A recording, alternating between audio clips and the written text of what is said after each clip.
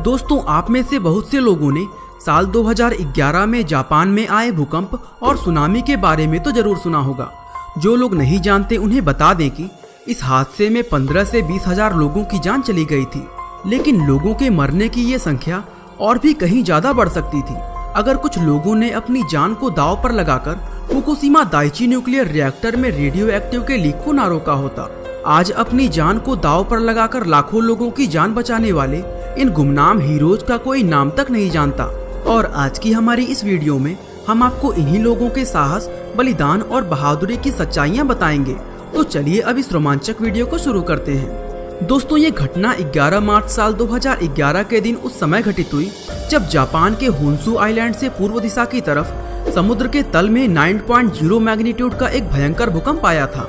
यह भूकंप इतना तेज था कि इसको जापान के इतिहास का चौथा सबसे तेज भूकंप माना जाता है। दोस्तों, इस भूकंप के कारण एक भयंकर सुनामी होन्शु आइलैंड की तरफ तेजी से बढ़ने लगी। समुद्र से उठी इस सुनामी की लहरों की ऊंचाई 40 मीटर से भी ज्यादा थी, लेकिन लोगों के लिए सुनामी से ज्यादा बड़ा खतरा ओकुमा नाम के एक कस्बे में बना हुआ Fukushima Daiichi nuclear power plant था, जो इस आगे बढ़ती हुई सुनामी के रास्ते में आ गया था। हालांकि इस न्यूक्लियर पावर प्लांट को सुनामी और भूकंप दोनों समस्याओं को झेलने के हिसाब से ही बनाया गया था, लेकिन इस न्यूक्लियर प्लांट की 6 मीटर ऊंची दीवारें इस विशाल सुनामी को अंदर घुसने से नहीं रोक पाई और समुद्र का पानी जैसे ही न्यूक्लियर रिएक्टर के अंदर घुसा, उसके ऑटोमेटिक जनरेटर बंद हो गए, जिसका नतीजा ये हुआ कि इस न्यूक्लियर पावर प्लांट के पहले, दूसरे और तीसरे रिएक्टर का कूलिंग सिस्टम ठप हो गया। कूलिंग सिस्टम ठप होने के कारण यह रिएक्टर हद से ज्यादा गर्म होकर पिघल गए, जिसकी वजह से बहुत अधिक मात्रा में न्यूक्लियर रेडिएशन फैल गया। ये हादसा इतना खतरनाक था कि चेरनोबिल हादसे के बाद इतिहास इसको दूसरा सबसे बड़ा न्यूक्लियर डिजास्टर मानता है। इस हादसे के होने के तुरंत बाद ही पावर प्लांट की कंपनी टेपको ने प्लांट में काम करने वाले सभी लोगों को वहां से निकालने का आदेश दे दिया, लेकिन जापान के प्रधानमंत्री ने टेपको को ऐसा करने से रोक लिया, क्योंकि उन्हें पता था कि अगर प्लांट में और ज्यादा रिएक्टर पिघले तो लाखों लोगों की जान को खतरा बन सकता है। इसलिए इन कर्मचारियों को आदेश दिया गया कि ये लोग प्लांट को वापस बिजली से जोड़ने का काम शुरू करें, ताकि कोई और हादसा होने से बच जाए। लेकिन दोस्तों, इस काम को करना इतना आसान नहीं था, क्योंकि प्लांट के अंदर भयंकर न्यूक्लियर रेडिएशन फैला हुआ था और ये इन लोगों के लिए एक सुसाइड मिशन से कम नहीं था। आखिरकार इस काम को करने के लिए एक स्पेशल टीम का गठन किया गया, जिन्हें मीडिया द्वारा फुकुशिमा 50 का नाम दिया गया। इस टीम में plant workers, engineer, fire fighter और जापानी मिलिट्री के कुछ जवानों को शामिल किया गया था। मिलिट्री के जवानों का काम साफ सफाई और उपकरणों का रखरखाव करना था, जबकि फायर फाइटर्स का काम मैनुअल रूप से समुद्र का पानी का इस्तेमाल करते हुए रिएक्टर्स को ठंडा रखने का था।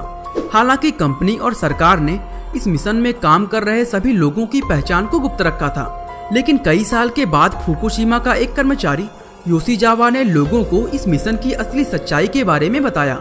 उन्होंने बताया कि जिस समय ये हादसा हुआ उस समय वो प्लांट के अंदर ही मौजूद थे और उन्हीं ने प्लांट के 5वें और 6ठे रिएक्टर को कोल्ड शटडाउन में डाला था, जिसकी वजह से वो अन्य रिएक्टर्स की तरह पिघलने से बच गए थे। योशीजावा ने बताया कि जिस समय प्लांट में ये हादसा हुआ उस समय लगभग 6000 कर्मचारी काम कर रहे थे और हादसा होने के तुरंत बाद ही ज्यादातर कर्मचारी अपनी जान बचाकर भाग गए थे।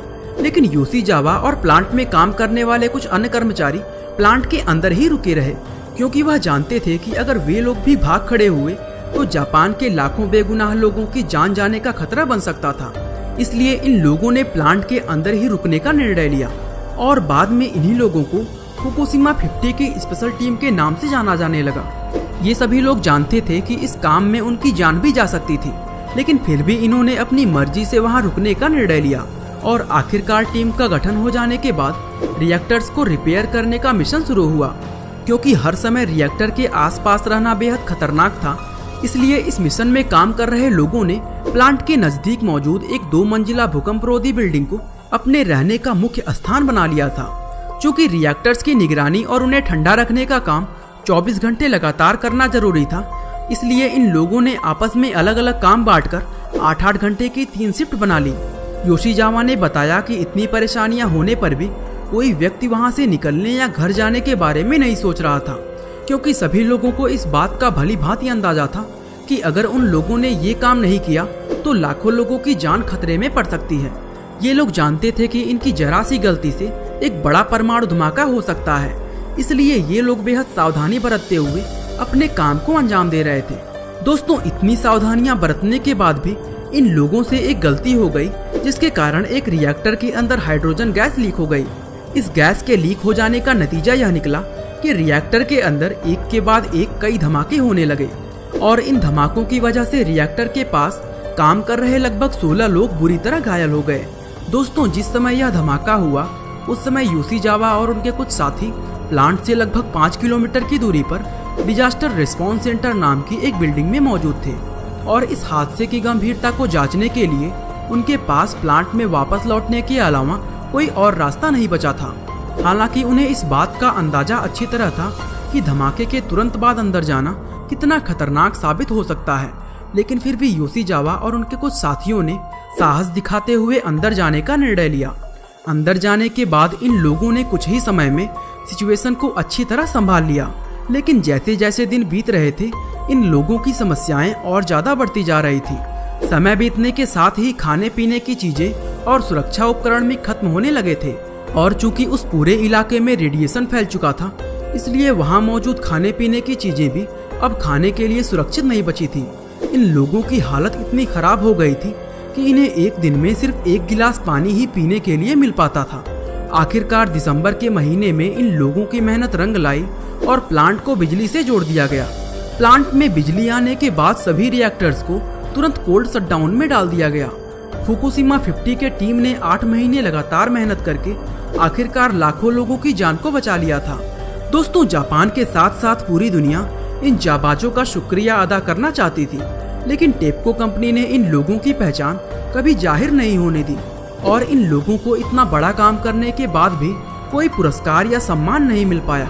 शुरुआत में ये बात किसी को समझ नहीं आई कि आखिर टेप्को ने इन लोगों की पहचान क्यों छुपाई, लेकिन बाद में सरकार ने जब इस मामले की जांच करवाई तो पाया कि कंपनी ने ऐसा अपनी नाकामी और लापरवाही छुपाने के लिए किया था। जांच में पाया गया कि इस हादसे से कई साल पहले इस न्यूक्लियर प्लांट की दीवारों को ऊंचा कराने का प्रस्ताव रखा गया था, लेकिन कंपनी के लापरवाही की वजह से इस बात पर कोई खास ध्यान नहीं दिया गया। इस जांच की रिपोर्ट सामने आने के बाद जापान के लोग कंपनी से काफी गुस्सा हो गए थे, लेकिन एक तरफ जहां ये लोग कंपनी से गुस्सा थे तो वहीं दूसरी ओर इन लोगों को इस बात की तसल्ली भी थी कि फुकुशिमा 50 की वजह से लाखों लोगों की जान बच गई थी। बताया गया कि इस पूरे हादसे में लगभग 20,000 लोगों की जान गई थी, जिनमें न्यूक्लियर रेडिएशन से मरने वाले लोगों की संख्या मात्र 1368 थी। और दोस्तों, ऐसा सिर्फ फुकुशिमा 50 की वजह से ही संभव हो पाया था। विशेषज्ञों ने बताया कि अगर ये लोग सिचुएशन को कंट्रोल ना करते तो ये रेडिएशन टोक्यो तक भी पहुंच सकता था। आज इस हादसे को लगभग 10 साल बीत चुके हैं, लेकिन फुकुशिमा 50 कौन थे ये रहस्य आज भी वैसा ही बना हुआ है। दोस्तों, ऐसे लापरवाह कंपनियों के बारे में आपका क्या कहना है, जिसकी लापरवाही की वजह से 20,000 लोग मारे गए? हमें कमेंट करके जरूर बताएं। और अगर आपको ऐसी ही किसी ऐतिहासिक घटनाओं के बारे में जानना है तो हमें कमेंट करके टॉपिक का नाम जरूर सजेस्ट करें। बाकी आज के लिए बस इतना ही। उम्मीद है आपको हमारी आज की यह वीडियो काफी पसंद आई होगी। और दोस्तों, ऐसी ही इंटरेस्टिंग वीडियोस को लगातार देखने के लिए हमारे चैनल को लाइक, शेयर और सब्सक्राइब करना बिल्कुल ना भूलें। आपका बहुमूल्य समय देने के लिए बहुत बहुत धन्यवाद।